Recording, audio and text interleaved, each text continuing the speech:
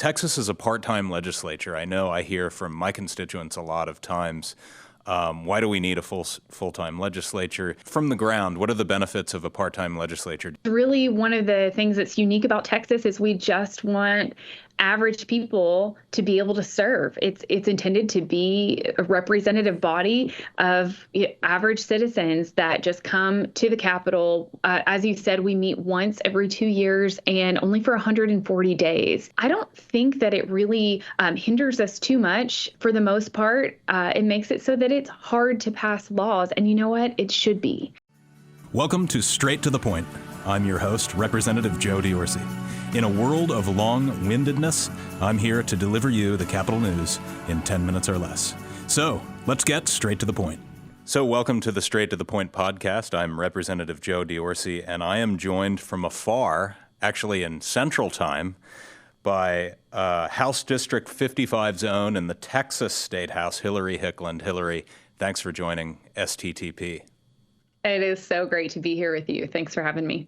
So interesting connection. Why would a listener might ask, why would you be having a Texas State House member on? Well, you used to live in Williamsport, and we had a local church connection. And I heard that you were running for Texas. And actually, the last time you were on my cast, you hadn't yet been elected. But we discussed school choice, which was just in the works. It was a major national headline. There were a lot of contested primaries around this topic. You, of course, won your seat race in House District 55, and you've accomplished it. You've accomplished universal school choice in Texas. Tell me about the journey. Oh, it is really surreal. So cool to be a part of. It's huge, especially the issue of school choice.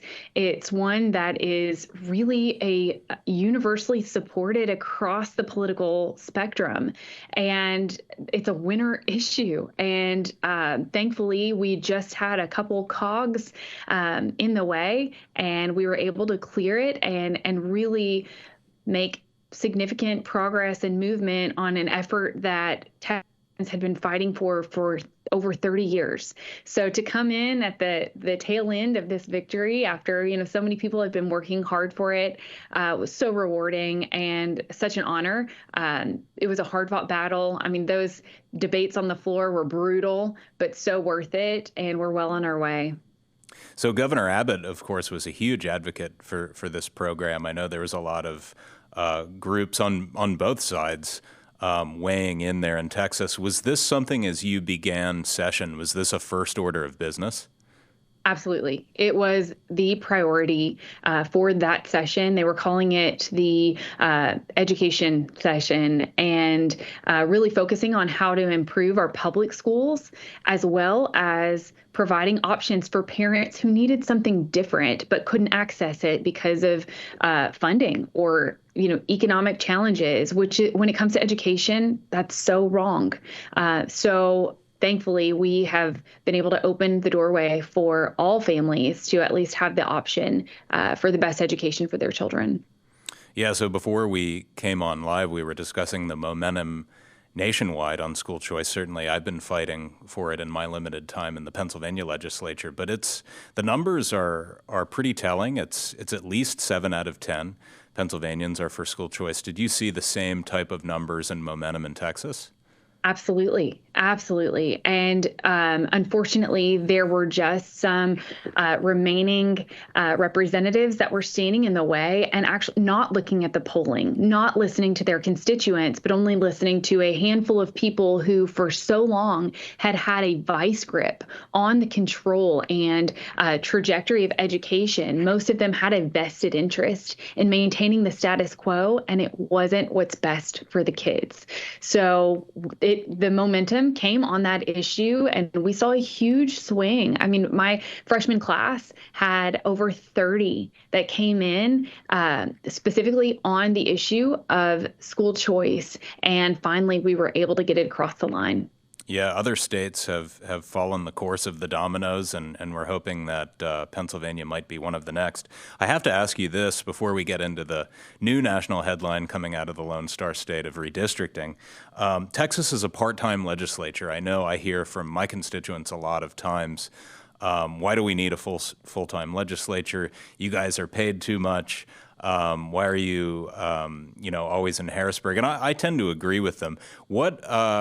From the ground, what are the benefits of a part-time legislature? Do you do more when you're in session? Do your constituents like that you're not always in the Capitol?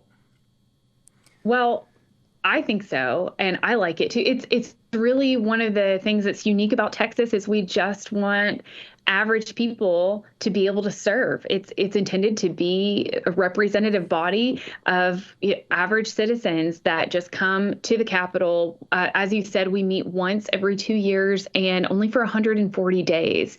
There are exceptions, like right now we have a special session that the governor's called for certain issues, but I don't think that it really hinders us too much. Certainly, there are extra challenges when it comes to the budget. We have to look 2 years ahead.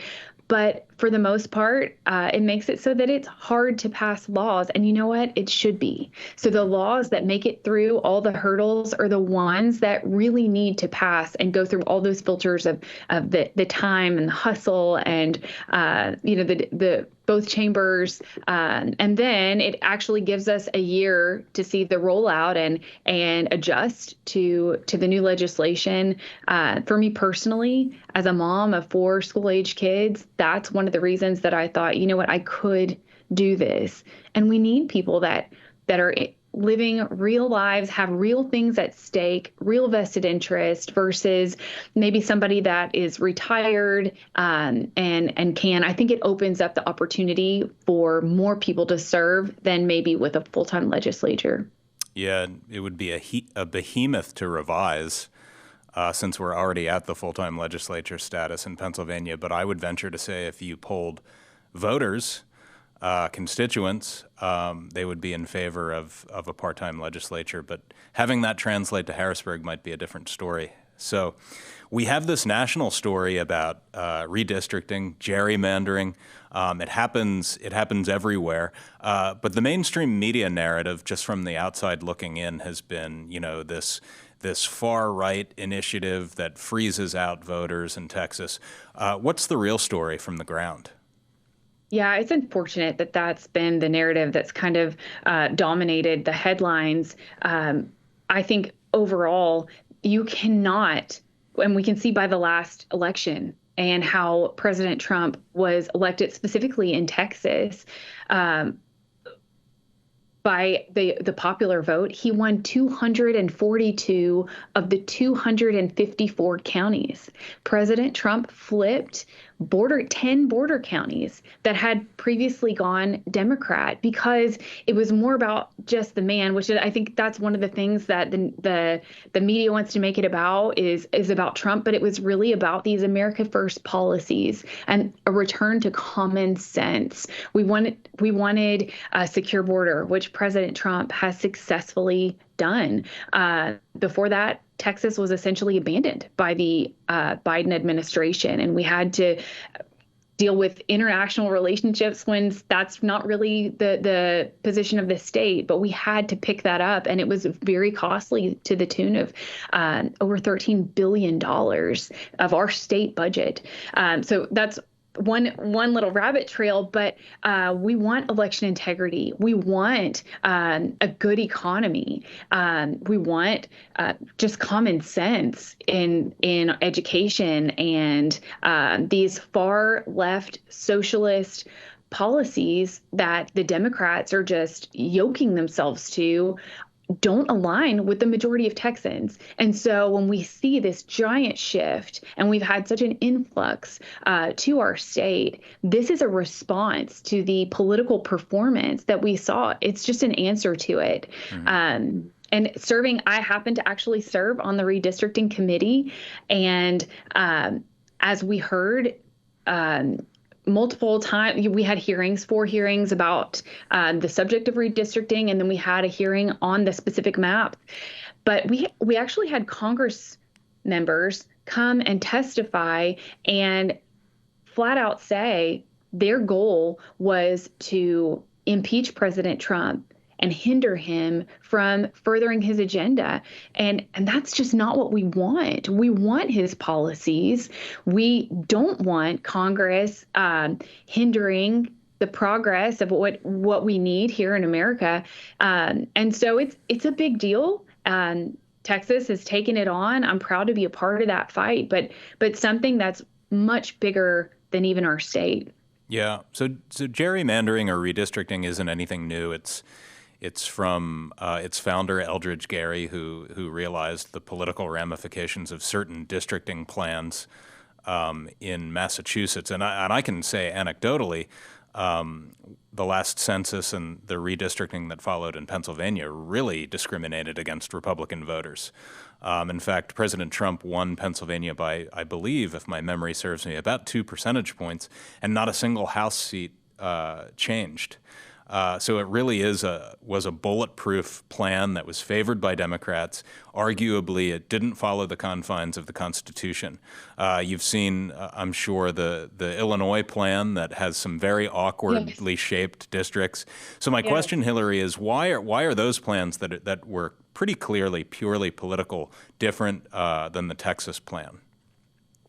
Well, right now, the new maps. If you look at it, it's the easiest thing to defend. Even looking at the various districts are more compact versus some of the districts were just crazy shapes. You can see they were obviously going to scoop certain areas to the benefit of one particular party or one area. And what you said, it's not against the Supreme Court has supported drawing lines based on political performance. So, but in general, the map is much more compact. The lines that have been drawn in the new map go along county lines, a lot of natural borders and barriers. Counties are made whole, whereas before they were cut in half. I mean, we can even look at certain districts and see, yeah, that doesn't really make sense. And now there's been a restoration to a more compact map. So, and then, the subject of race always gets brought up. And that's so frustrating to me because you cannot look at minorities as a monolithic voting bloc for one party. And the last election shows that. Here in Texas, the majority of Hispanics voted for Trump. The majority of Asians voted for Trump. And we're seeing a huge swing in the conservative direction for other minorities. So that's one of the things that people always want to make it about. But if you look even at the dynamics and the demographics of the 5 new districts that have been drawn, 4 of them will now have Hispanic majority. But you're not hearing that in the media. And also previously in the current map, there are no majority African American districts. And now with the proposed map, there will be 2. So those are facts that are not being conveyed in the media, but it's reality. I stand behind this map. I think it's really fair and easy to defend. Yeah. What you're hearing on the mainstream media is excellent brazen threats from Governor Newsom in California, which has no stake in what happens in Texas other than people fleeing his state to move to the Lone Star State. But it's really important context that you're sharing. It actually seems like a fairer system that you've developed. Absolutely. It reflects the political performance. That's what we're looking at, and that's what Texans deserve. Texans deserve representation that reflects our values, and so that's really the focus. I'm not worried about having to defend this map. I'm happy to do it, and we will end up doing that very soon on the floor of the House. Yeah. So lightning round question here. I have to ask you as a freshman legislator. I'm now in my sophomore season. I'm the senior member. Not exactly, but between you and I, I'm senior. What have you learned, and what are some of the biggest takeaways from your first session? Every bill needs a marketing strategy. There's so much sales in politics. I didn't know that, but thankfully that is the small amount of professional experience that I have. I mean, as a stay-at-home mom, I didn't really develop my career necessarily, but then I was so surprised coming into this role to see that the skills that I had gained over, my lifespan were actually very useful, just in communicating and getting people to come alongside you to pass legislation. Yeah. So she represents the 55th House District in the Lone Star State. She's Hillary Hickland. Hillary, thanks for joining STTP. Yeah, it's good to be with you. Thanks. This has been Straight to the Point. Visit repjod.com/mypodcasts.